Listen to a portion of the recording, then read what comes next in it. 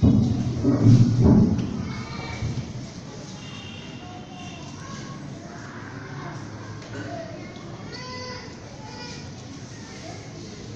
evening. It's good to be back here once again. This is my second appearance at this very church, and I feel welcome and I feel loved. It's always an honor, and I feel so much grateful to the Lord for giving me this privilege.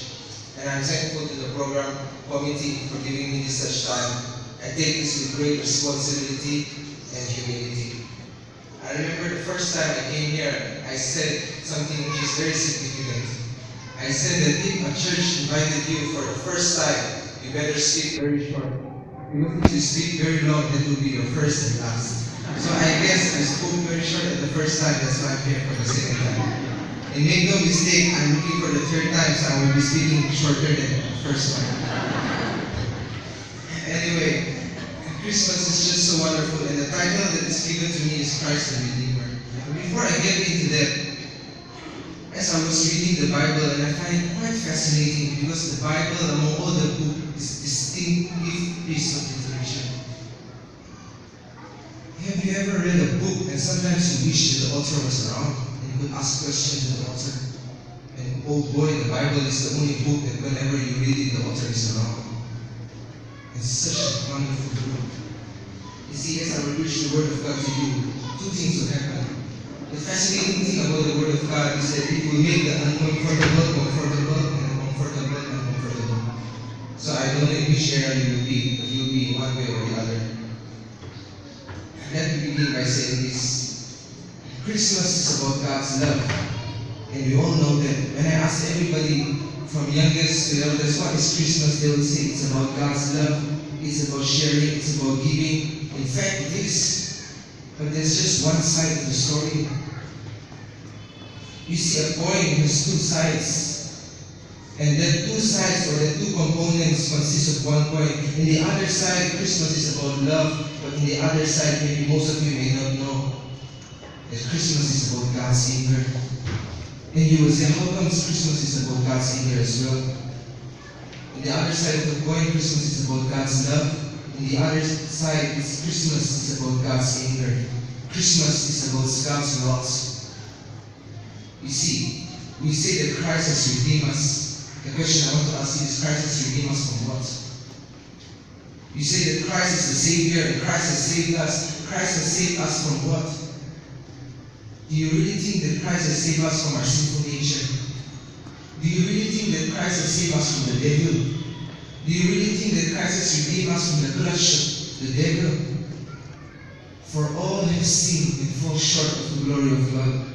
Therefore, for the wages of sin is death.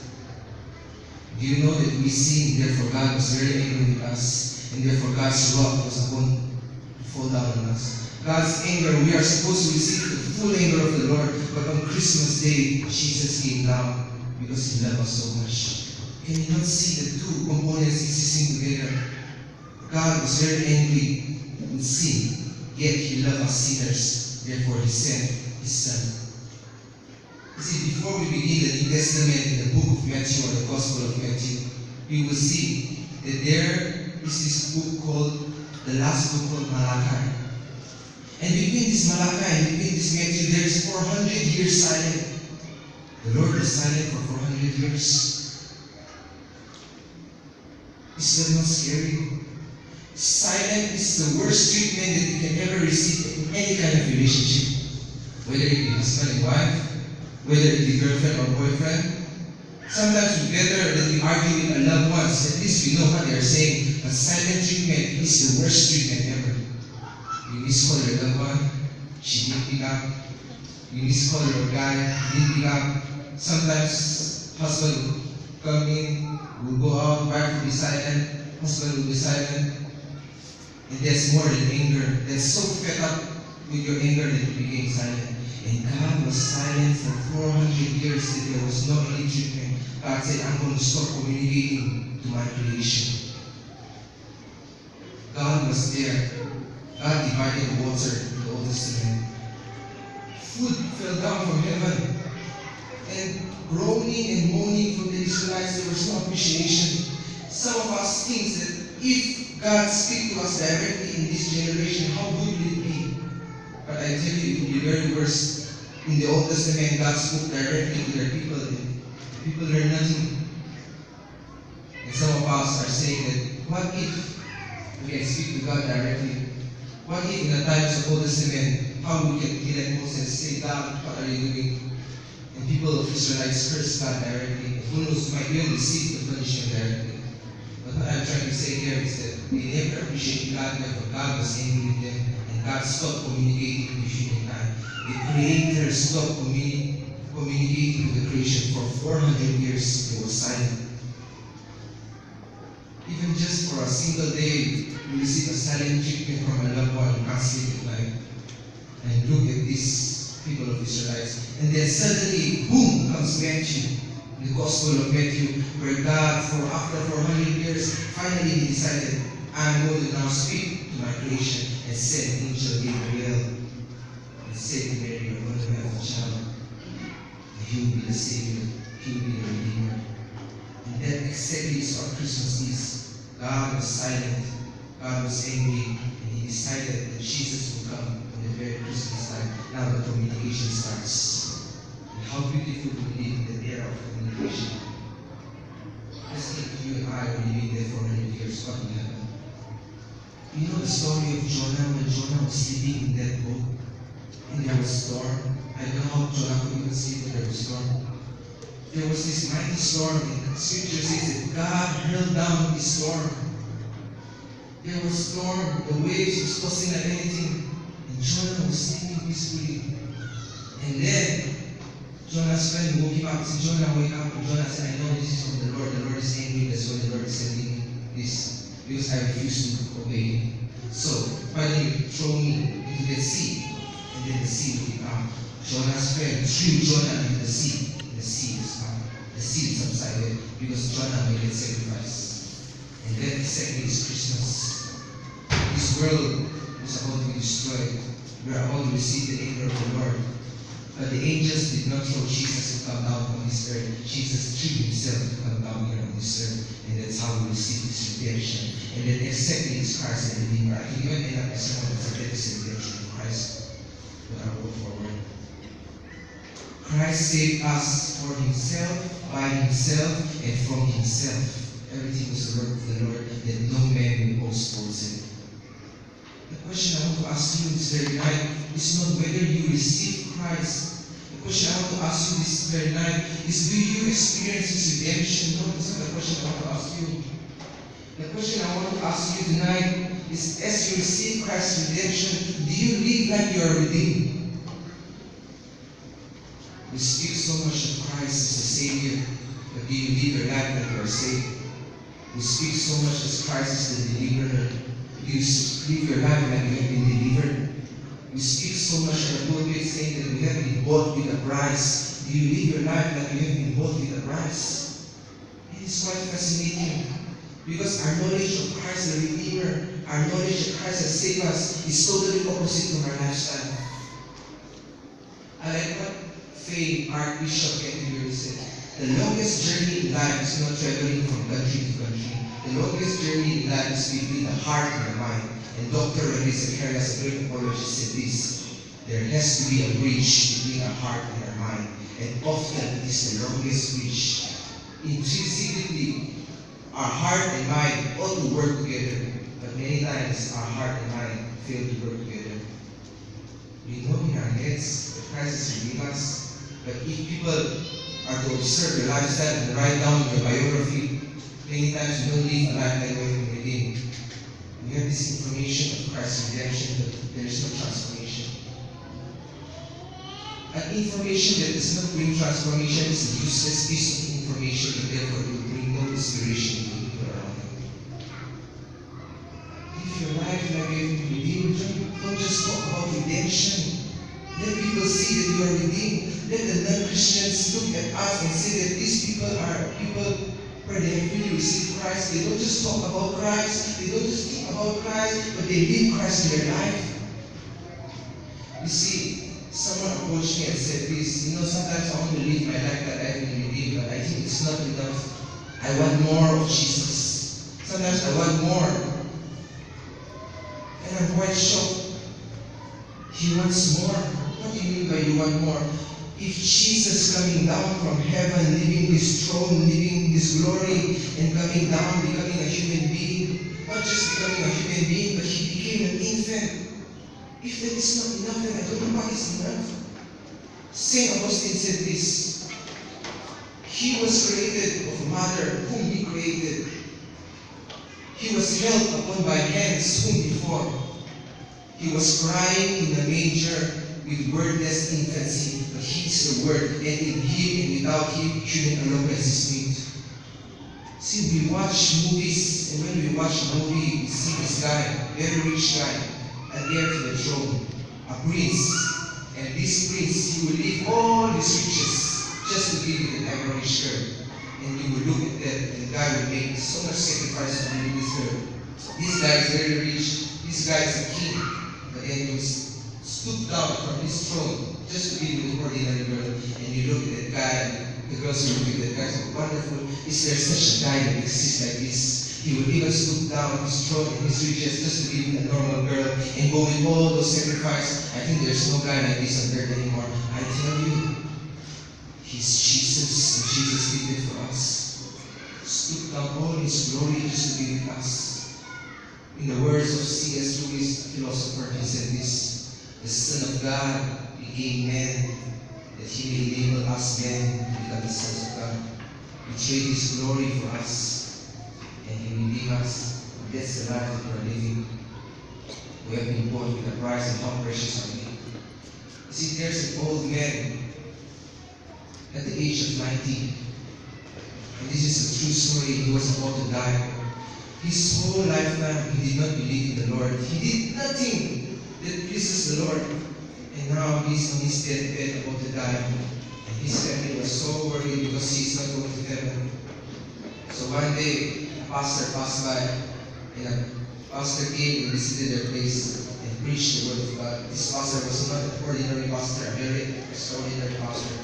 So he preached the word of God to this old man. And upon as he preached the word of God, the old man burst in tears. Tears flowing down from his cheeks and bursting like anything, crying like he had never cried before.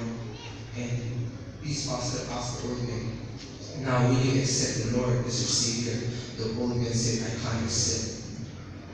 Jesus is my Savior. Not that I don't want, but I am embarrassed." "Why can't you accept? Do you believe in Him?" "Yes." The old man replied, such a fascinating reply. If the God that you are worshiping is true, and if the God that you are sharing to me, that Jesus is true, then I feel very shy and very embarrassed to accept Him, because 90 years of my life I've wasted and done everything that I've wanted. 90 years of my life I lived the life that I wanted. 90 years of my life I did what God does not want me to do. And now when I'm about to die, I don't want to give Him my leftover. If He is such a vulnerable God, if He is the King of Kings, I don't want to give my leftover to the Lord. How I wish I could live longer. Giving Him a waste is not an honor. You and I are in the best moments. You and I are in our best shape. You and I are in this moment where we still have our life and we can glorify the Lord. What are you doing with your life? You see, if you give a gift to your loved one, a very expensive gift, and you give it to your loved one, and you saw your loved one using that gift, but not using it properly, misusing the gift, maybe throwing here, throwing there, how will you feel as a giver giving that gift? I give it with all my heart, and he or she is not using properly. God bought us with a price, and this gift is such a wonderful gift that we are living. The life that we are living, God has bought it and paid it at the cross. Are you living your life properly? If you are not living your life properly, then do you think that as God looks down upon heaven, He will be pleased with you? If you are not living it properly, then do you think that He will put a smile on His face? When we talk about Christ the Redeemer, I'm not just talking about Christ came down on earth to save us. This more than them. Yes, Christ came down on earth to save us, but not just to save us, to give us abundant life. He saved us, and And he said, okay, my child, live this life. Not just a normal life. Not a life that you will get through. Not a life that you will get buried through. An abundant life is what God is giving us. The kind of life that we're living, and most of us will waste that life. You see, in your financial needs, you trust God that God is your Redeemer. When you are in need, do you trust God that God, you say in your scripture, you are my shepherd and I shall not lack. God will redeem you from your financial needs. In your emotional needs, when you're down, you trust God and say, God, I know you can redeem me. For scripture says that you will never leave me nor forsake me. In your intellectual, when you need wisdom, do you trust God that God will redeem you?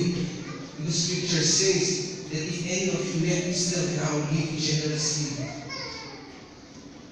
In your life, many of times we define God and we try to put God in a box and we play God around. We take out God when we need God. When we don't need God, we take God and say, God, where are you? We left God. We go around Him, we define Him. We have a problem in life, we trust God. We have another problem in life, sometimes we think that God cannot redeem us. You see, if you define God, you will end up not fine. But if you let God define you, you will end up fine. And then exactly this. Set the limits of the Lord.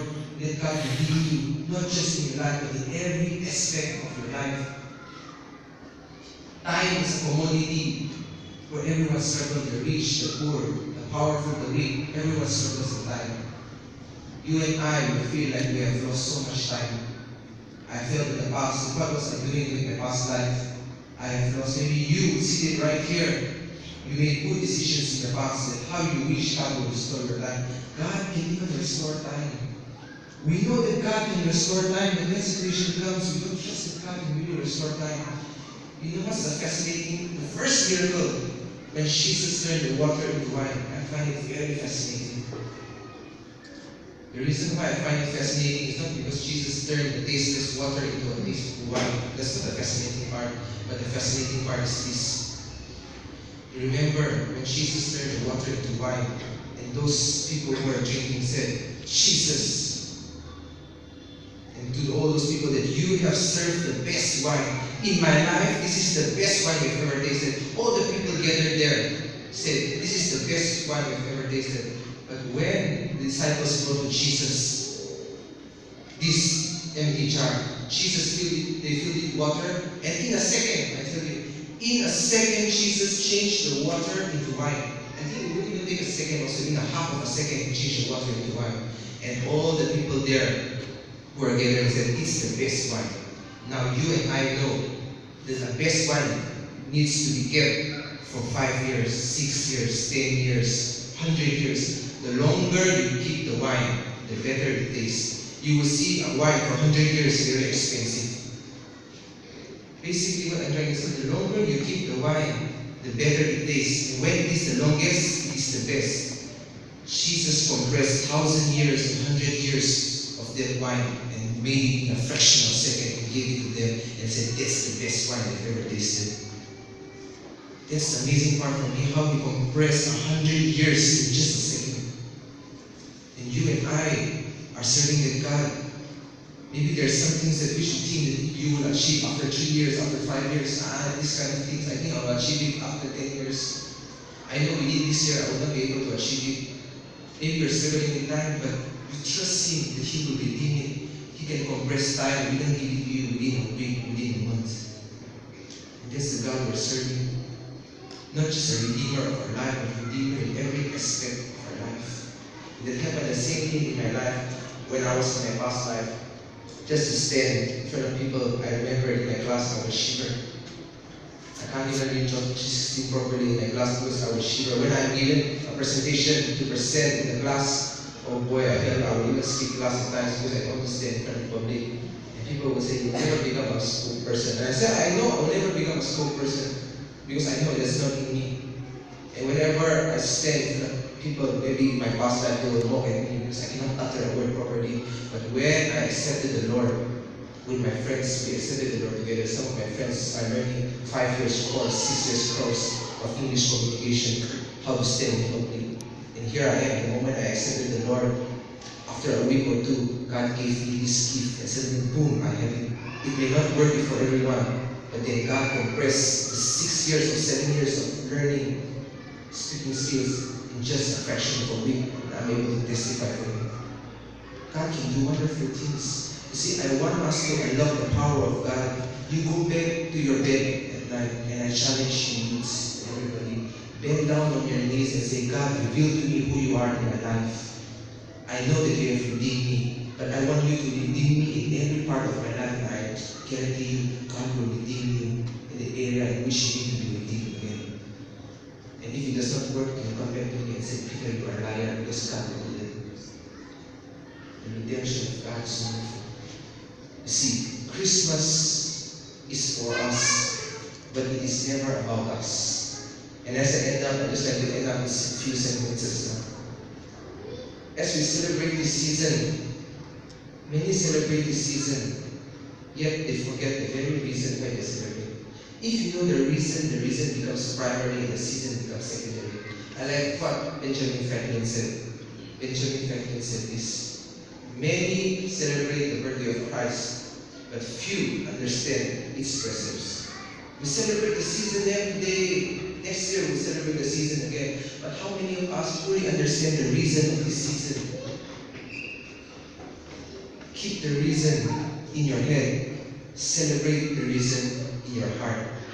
And I will end up by this quotation. Charles Dickens said, I will honor Christmas in my heart, and I will keep it throughout my whole life. And may we have a Merry, Merry Christmas as we keep this season in our head, celebrate it in our heart, and not just only in this winter time, but in every time may we express our love for the Lord and remind that we are